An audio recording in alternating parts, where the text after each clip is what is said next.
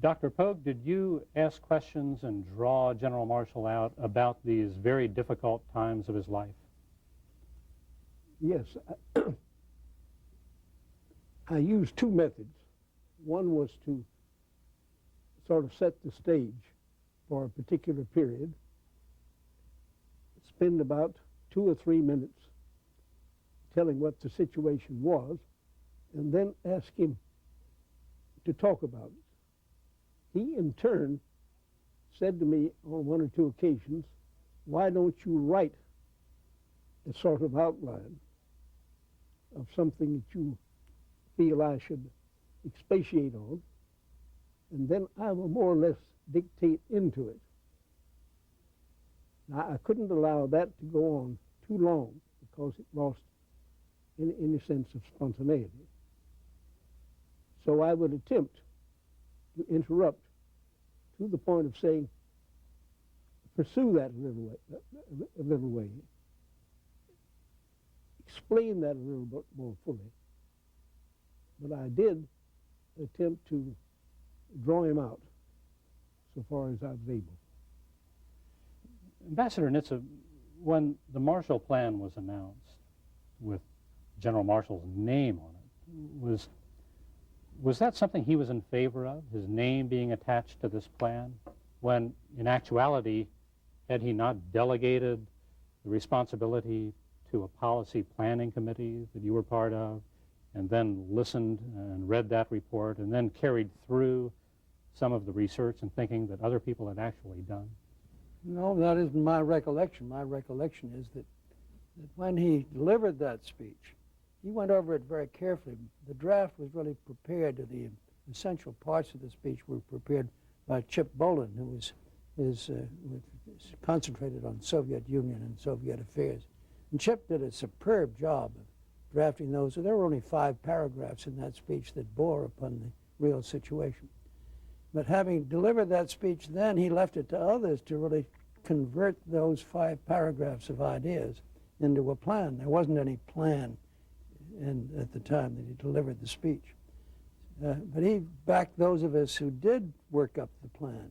He backed us to the full. He didn't try to tell us exactly what to do, but he backed us, encouraged us, delegated to us, supervised us. But he was a superb leader in that. It seems that those leadership qualities really did set him apart. The fact that he wanted to decentralize the authority, but he didn't get too far from it, did he? I mean, he kept a close eye on he kept a close eye, but he really did encourage those who were working for him to take the initiative. He didn't want to tell them what to do. He said, this is your responsibility. You then go ahead and do it. You understand it in detail. You've got to work this thing out. You've got to complete your staff work. And you've got to really work these things out. And you can't come up with a half-baked solution to it. You've really got to be sure that the thing is thought through, that all the alternatives have been considered, that you know what the hell you're doing. It seemed that he was faced with certain challenges. One of them was, or on several occasions, he had to rebuild and mobilize an army and take a nation that was completely unprepared into a state of preparedness. And I'm wondering, did you see evidence of that? Once again, over and over again, finding a nation that had let the army go, let the numbers get very low, and then suddenly bring it back at the last minute to meet some crisis. Well, of course, that was his overriding responsibility when he became Chief of Staff, and particularly after the shock of Pearl Harbor, to get a fighting force mobilized and to get the American people behind it. And the speeches he made and the tactful way he went about cultivating people in Congress and just the image that he projected went a long way to getting the American people, I think, to understand the seriousness of what was coming up. And when the Selective Service renewal came up in Congress, you know, it was passed by only 1 vote, and I don't think it would have been passed then if General Marshall hadn't been there and made a very persuasive, low-key but very convincing speech. Coming back to something that Ambassador Nitze said about the complete staff work, I remember a story General Maxwell Taylor told Maxwell Taylor was a major in General Marshall's office right after Pearl Harbor, and he went in to present a staff study that had two conflicting views from two different sections of the staff. And General Taylor said, the General Marshal turned to him and said, well, what do you think about these views? And Taylor said, I made the mistake of saying to him, I hadn't thought about it. Whereupon he said he handed me the paper and says, please do. Taylor said, I never had to do that but once again.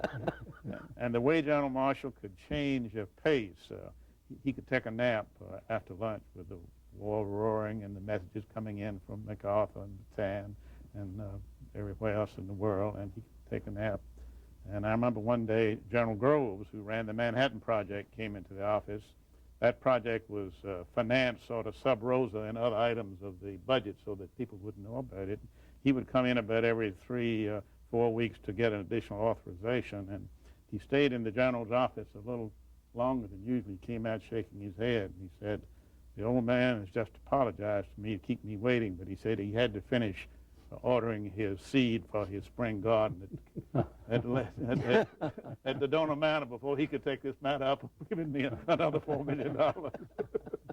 So he had a wonderful mixture of down-home, homespun life as well as running the greatest military organization in the world. He had marvelous capacity for changing gear. One way that he changed gears, it appears to me, is to be able to move from military life into the Department of State and into politics, and to move from commanding an army to appearing before Congress. I would think those are very different playing fields and very difficult for one person to possess both sets of skills required. He certainly had both sets of skills, but I'm not sure that that's so unusual. There are conflicts amongst the military. That isn't an even playing field either. So I think growing up amongst amid the competition between military officers gives you some degree of experience in dealing with complicated controversies and handling them well. You've got to handle that kind of a thing as a military man. When you get to the civilian world, the thing that he emphasized was planning more than the civilians are apt to, particularly in the State Department. Most of the State Department people thought the important thing for them to do was to follow what was going on in the world and report their findings to higher authority. When you're in the military, you're responsible for seeing to it that what is necessary is planned through and executed. So he wanted the State Department to change its nature from being just a reporting organization to being an organization which would really do some planning and make recommendations and take responsibility for thinking through what ought to be done.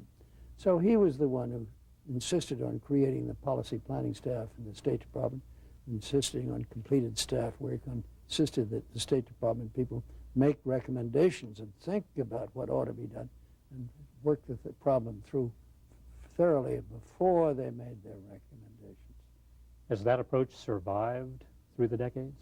I think it has, much more so. He really revolutionized the State Department, so today I think it is much more characteristic of people in the State Department to do completed staff work than it had been prior to the time that he was secretary.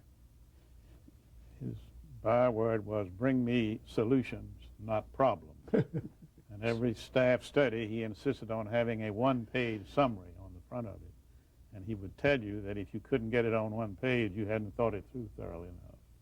He was very insistent. He was a stern disciplinarian on that aspect of the matter. And that helped to save his time and his energy.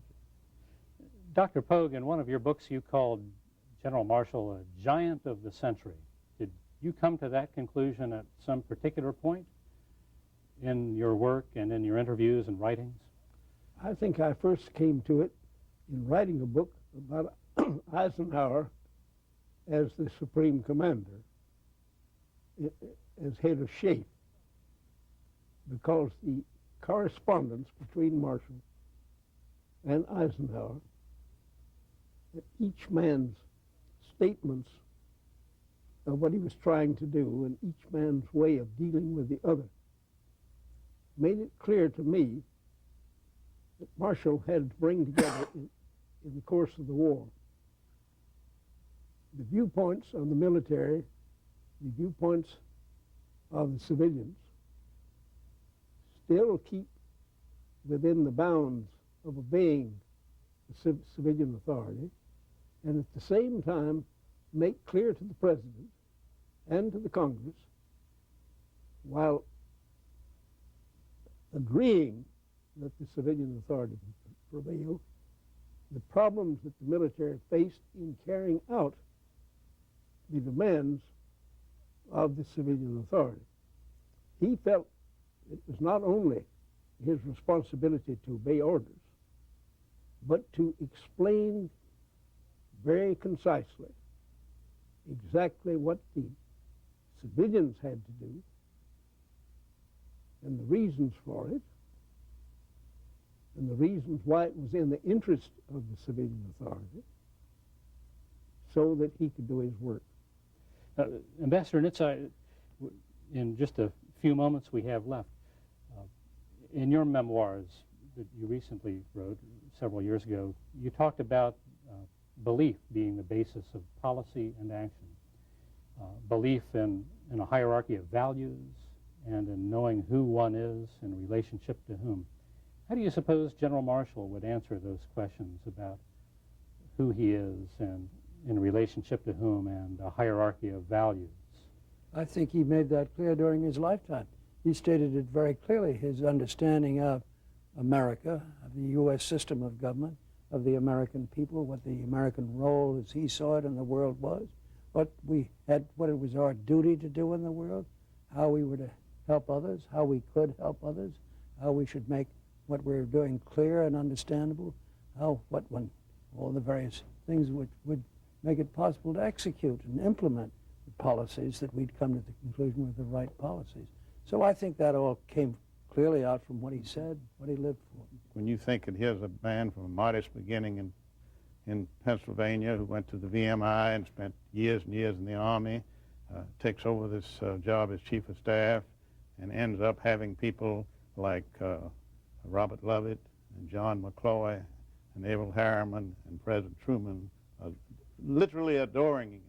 And he had a presence and a uniqueness about his character and his being. As someone said, when he got out of the car in front of the Pentagon building to walk in, you might not have known who he was, but you certainly knew what he was. It just exuded from his being, and it just convinced people of his power and his effectiveness.